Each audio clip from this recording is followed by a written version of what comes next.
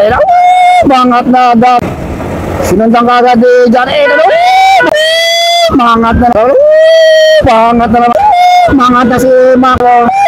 Mangat na. Goal to mga tayo si Johnny Sagbalog. Vincent Buwanay. Pakain mo tayo. Si Johnny Carperaza. Sa Masaya. Si Kenneth Marama. Ito ba? Download ko ito. Melvin Gomez sa may bandang tapat. Melvin Gomez. Johnny Tuweka.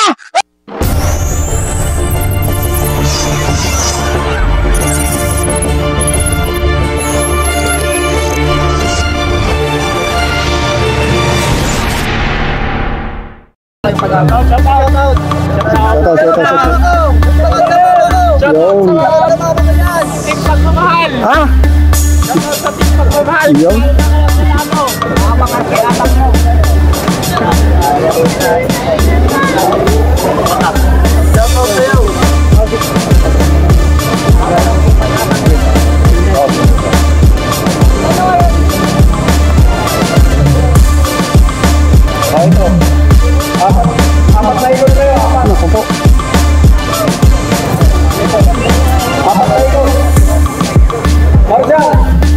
Siguro sir sa may tulay.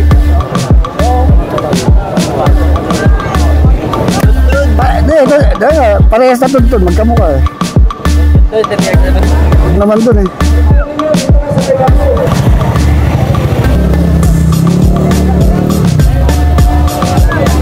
Okay. So, pumapay-papaw ka agad to. Victoria, Mervin Corpus, Julius Tudtod, Maramba. So, ito lang yung ating grupo ha. Tumatakas kagad si Mervin Corpus. Uy.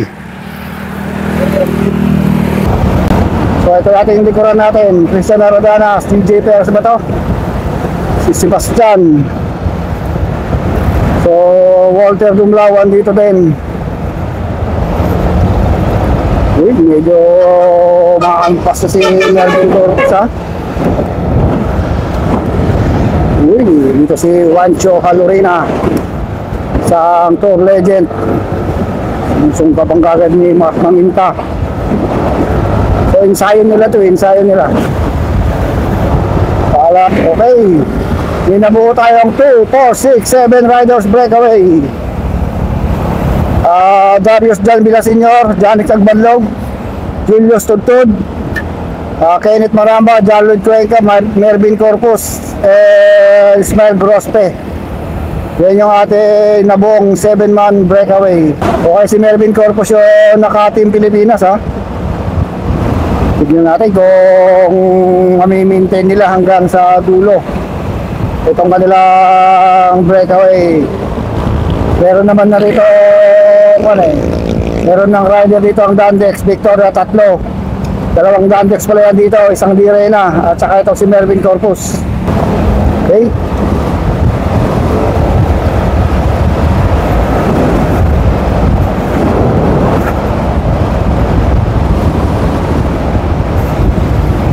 So, tignan kung hanggang dulo to. Sa pangunguna ni Mervin Corpus. Puro mga patitikas ang ating breakaway group ha. Sila Mark Maminta, Dandex uli umabol. So, dumikit itong si Vincent Molanday, Mark Maminta. Tsaka ito isang rider na to. Hindi ko kilala itong isa ha. So, dadagdagan tayo ng tatlo. So, 10 na itong ating breakaway. Sa pangunguna ni Mervin Corpus. So, tabayan na natin dito yung second group. Baka bumibilis yung pedal noong second group eh. Okay, dumidikit naman itong si Jesus Garcia sa breakaway. Okay, medyo ito naman yung ating second group. Marami-raming Dandex dito ha. Uy, si Sebastian wala sila, si John Bendick. So marami yung Dandex dito. Dito sa ating grupo, lumaro pala ulit itong si John Paul Loreta. Inaabot itong si Jesus ha. Walter Dumlawan dito, mukhang nag-i-ensayo ito, nagre-ready sa Toro Luzon. Meron din itong si Rodney Fernando, Aaron Dileno. So medyo mabagal yung takbo nitong ating main peloton ha. Kontrolado ni Aaron Delena. Makatakas mo ngayon itong si sino ba to? John Benedict o si DJ Perez o si Sebastian. Si John Benedict.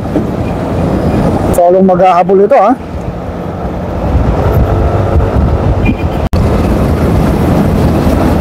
Ito 2, 4, 6, 8, 10 riders ang ating breakaway including Mervin Corpus. Ito pautakan dito eh. Kung tatakas mo rito itong si Mervin Corpus o makikipagsabayang rimatihan mamaya dahil yung Dandix dito awan na. 6 tatlo yung Victoria Sports, dalawang Direna tsaka itong si Mervin Corpus. Pero hindi natin alam kung ano yung mga korpuhan dito, mga usapan nila. So ngayon ang speed 50 kilometers per hour. Takatak ni Julius Tuntod para naka ITT move itong si Julius Tuntod ha, para mga gold medalist. Dito rin si Darius Villaseñor, gold medalist din yan ha.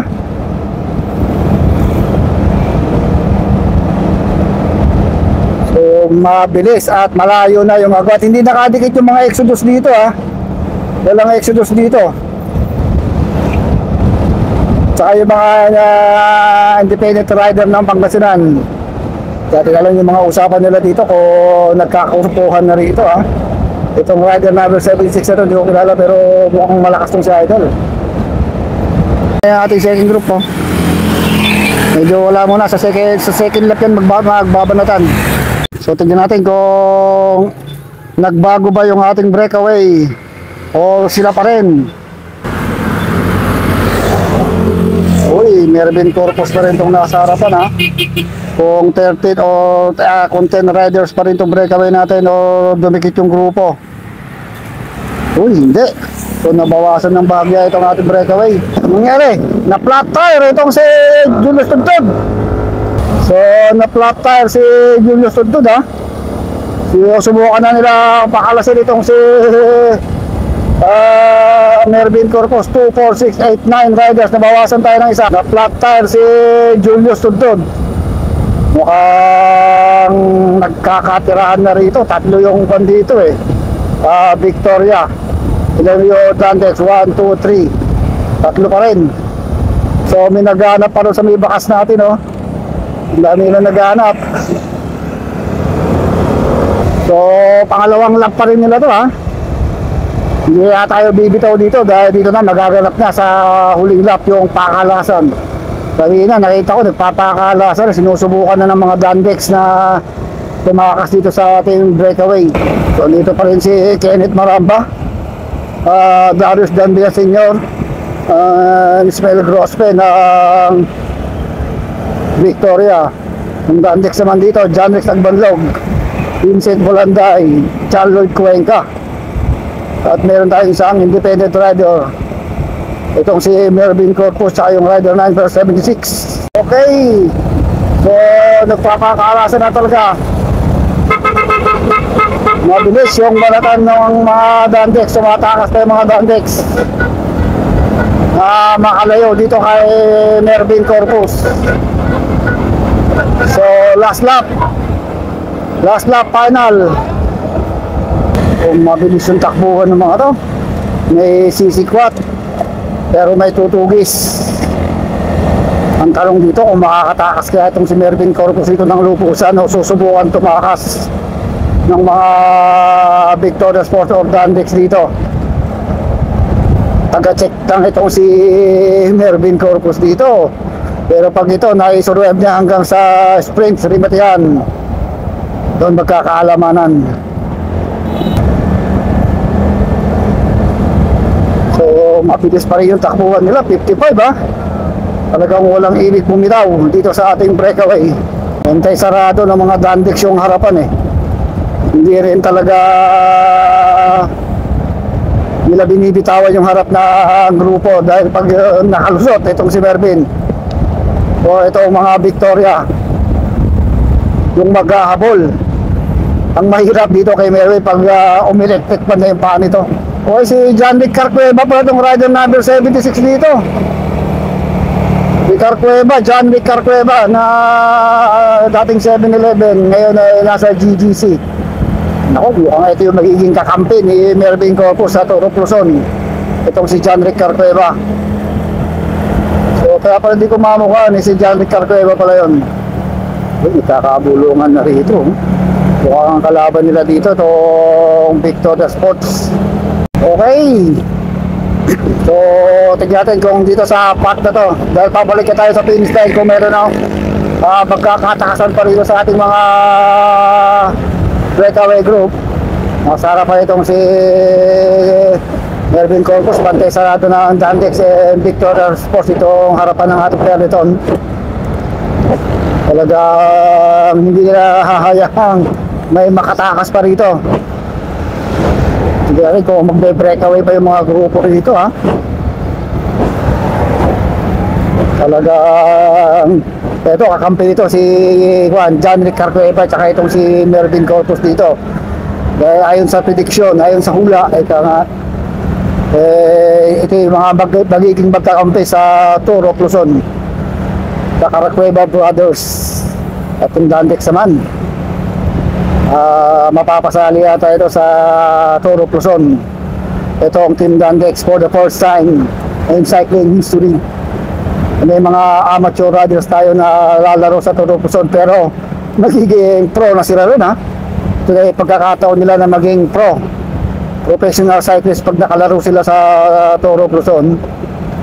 So medyo mabagal ang kanyang takbo, 44 kilometers per hour. Hindi ko alam kung lumalapit pa yung ating peloton na sa likod. Ibabantayan natin dito kung sino sa kanila magpapasiklab o magpapasabog dito sa ating grupo. Kung si Mervin Corpus ba, Kenneth Maramba, Dandex, o itong si John Rick Carcueva. Malagay ko, John Rick Carcueva, ito pumapakarap na eh. Nasa likod niya itong si Corpus, pero bantay sarado ni Kenneth Maramba. So pabilisan ng takbo, 47, 48 kilometers per hour. Okay! Muna. So mga 7 or 8 kilometers na tayo to the finish line. Ito pa rin yung ating breakaway, 9-man breakaway composed of 3. Ayan na, mangat na Darius John Villaseñor. Nagpapakalasan na inangatan ni Darius John Villaseñor. Sinundang kagad ni John Eno. Mangat na sa kaliwa si Mervin Corpus. Sunod kagad Kenneth Maramba. Nagkakabalutan na. Sumunod kagad si Kenneth Maramba. Ayan, umakata naman si Darius John Villaseñor. Sunod din si John Rick Carcueva. So talagang patibayan to. Patibayan ng baga. Si ayan, umatakas na si John Rick. Sunod kagad si John Rick Carcueva. Mangat na naman itong si Direna, si Mark Maminta. So walang sprint, may sprinter dito yung Dandex, si John Lloyd Cuenca. So tignan kung may pang sprint din itong mga Victoria rito ha. Mangat na naman John Rick Agbalog. Habol na naman John Rick Carcueva. Tignan kung makakalayo yung dalawa na yun. Ito na si Mervin Corpus, humahabol na rin. Mervin Corpus hindi rin nagpapabaya dito, pero nakatutok sa kanya itong si Kenneth Maramba, John Lloyd Cuenca. We are here at Barangay San Felipe, entering the Barangay Camas mo lang to. Pero pangat na naman itong si Darius John Villaseñor naman yung bumabanat. Si Darius John Villaseñor, taga-tugis ito, taga-check itong si John Rick Carcueva. Mervin Corpus dito lang ha. Bumabanot na naman si Darius John Villaseñor. Talagang si Carcueva ang taga-check dito. Kaya nagre-reserve itong si Mervin Corpus sa Rimati mamaya. Itong si Vincent Bolanday. Mangat na si Mark Maminta. Ito na, Mark Maminta tumatakas. Pero sa lipat ng kayo na mahabol itong si Darius John Villaseñor. And Mervin Corpus, John Lloyd Cuenca, namamahay ka lang dito sa likod. Mangat na naman si Darius John Villaseñor na Victoria Sports. Talaga nagpapakalasan na dito. Mark Maminta naiwan dito sa likuran. Vincent Bolanday, mabilis ang kanilang takbo, 57 kilometers per hour. Mangat na naman si John Rick Agbalog. Sunod ka John Rick Carcueva, Darius John Mervin Corpus. Ito, malapit tayo sa finish line. Almost 5 kilometers na lang siguro tayo to na finish line. So, bumibilis na, 58 kilometers per hour. Pinapa-advance na si John Rick Carcueva. Bumanat na naman si Agbalog. Sunod ka John Rick Carcueva. Talaga ang limanat itong si John Rick sa Agbalog. Tandaan Diyos, kailangan niyang makatakas dito eh. Dahil pag hindi siya nakatakas dito, wala naman siyang pang-remate. Pero hindi siya pinapakawalan ni John Rick Carcueva and Darius John Villaseñor. So, magandang remate na mangyayari dito. Dito tayo sa may barangay Santo Domingo. Going to San Felipe na pa yata ito. So namamahinga lang si Mervin Corpus dito ha. Meron siyang taga-check dito si John Rick Carcueva. Uy, nagbabandya at nagbabantay itong si Mark Maminda. Kailangan din makatakas si Mark Maminda rito.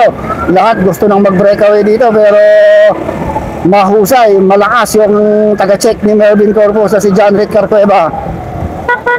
So malapit na tayo, less than 3 kilometers na lang tayo to the finish line. So ganun pa rin, siyam pa rin ito ang ating breakaway. Tatakas kaya dito si Mervin Corpus o makikipagsabayang rematihan.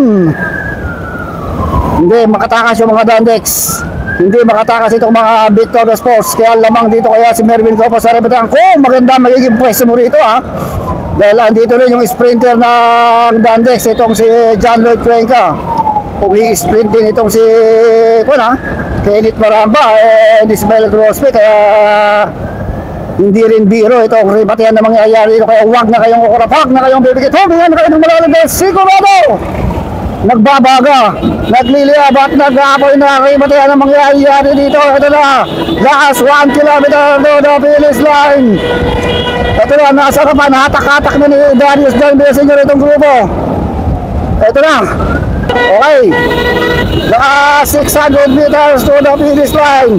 Kenneth Maramba bumibilis na 65, 50 kilometers per hour.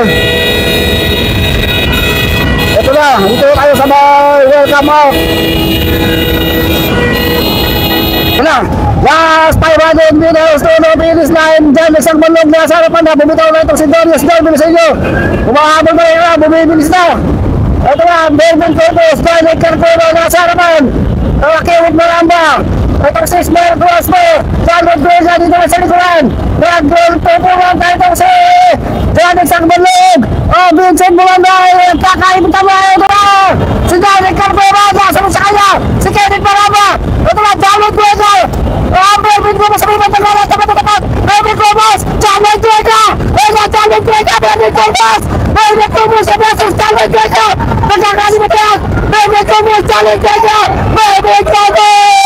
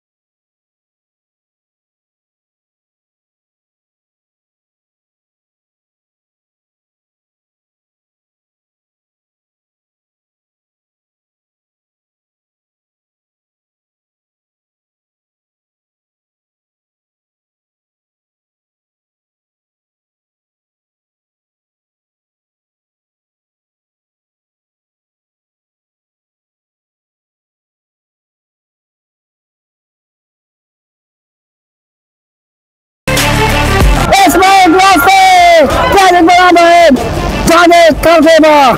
Pangalawa, itong si John Lloyd Cuenca. Diyos ko po kain to. Naubusan ako ng hininga dun. Second. Okay, good job.